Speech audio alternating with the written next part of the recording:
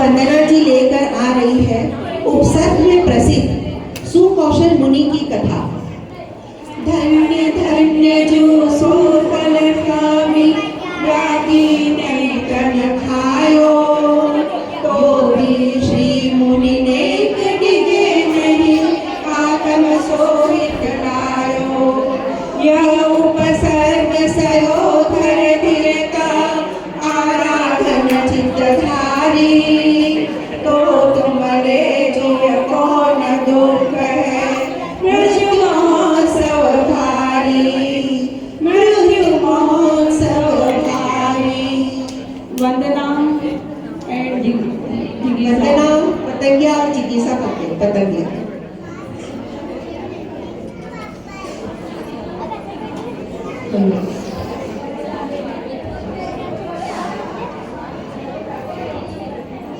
सभी को मेरा सादर जय जय।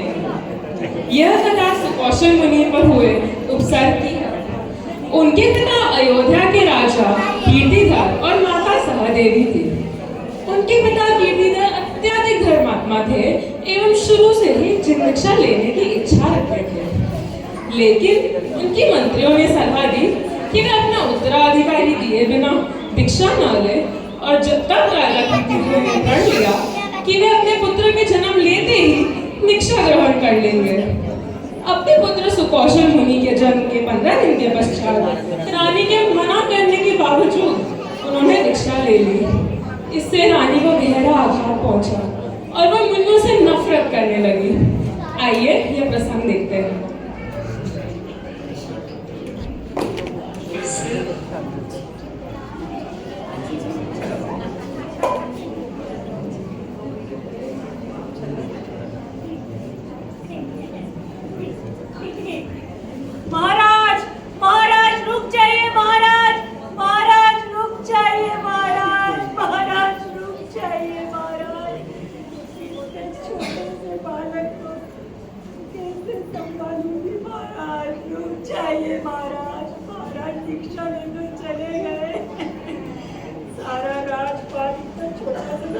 कैसे संभाल पाएगा महाराज?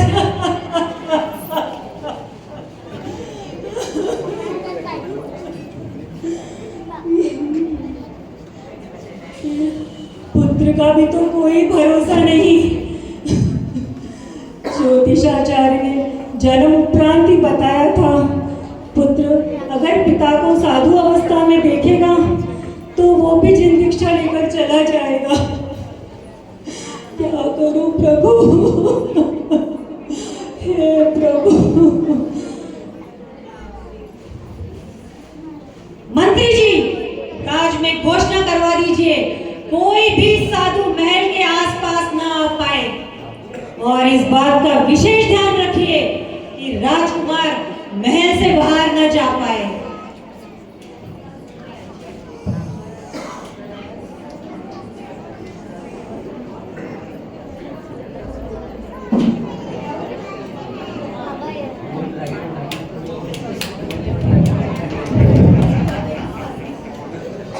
कुछ वर्षों पश्चात नगर में साधु प्रवेश कर रहे हैं। पर ये क्या, नगर के रक्षक साधुओं का अपमान कर रहे हैं और उन्हें नगर में प्रवेश करने से रोक रहे हैं। राजकुमार, माता सहदेवी और दाई माता के साथ ये सब देख रहे थे। राजकुमार ने उत्सुकतावश दाई माता से इसका कारण पूछा।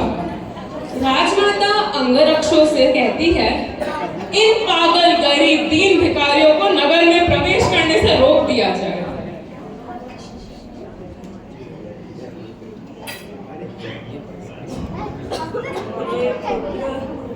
ये कोई दीन गरीब भिखारी नहीं है बेटा, ये महान पुरुष तो तुम्हारे पूज्य पिताश्री है। और ये सारा राज छोड़कर मुनि दीक्षा लेकर चले गए थे। आज राजमाता की आज्ञा के कारण सारे उन्हीं के गज में, उन्हीं के राज्य में, उन्हीं का अनादर कर रहे हैं बेटा। यह सब देख मेरे आँख से अश्रु बह रहे हैं पुत्र।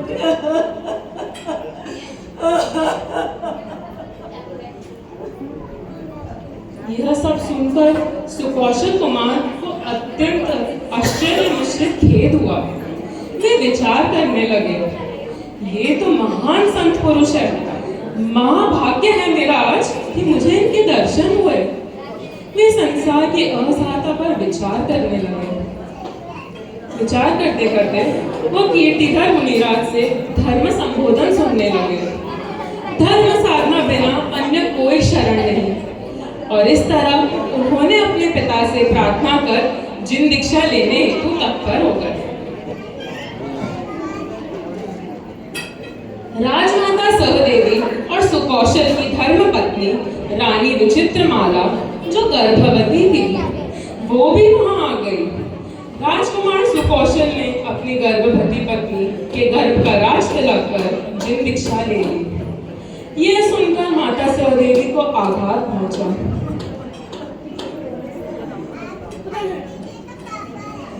पहले राजकुमार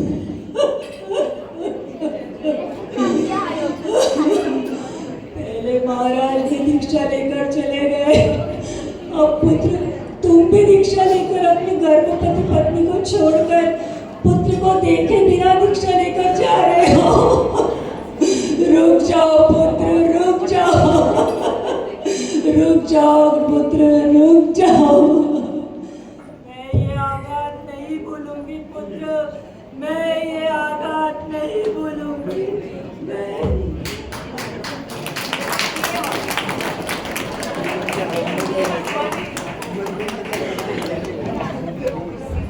इस गहरे सदमे से राजमाता का देहांत हो गया और वे अगले भाव में वाघिनी बनी। दोनों मुनि आज मध्याह्न अवस्था में वन में बैठे हैं। वाघिनी घूम कर वहीं आग पहुंची जहां मुनिराज ध्यान में बैठे थे। वाघिनी ने क्रूर भाव से दोनों को देखा और छलांग लगाकर सुकौशल मुनि को खाने लगी। खाते खाते जब उनकी नजर उनके हाथ पर पड़ी तो चिन्ह देखकर वे आश्चर्यचकित रह गई। ये तो उन्हीं का पुत्र है।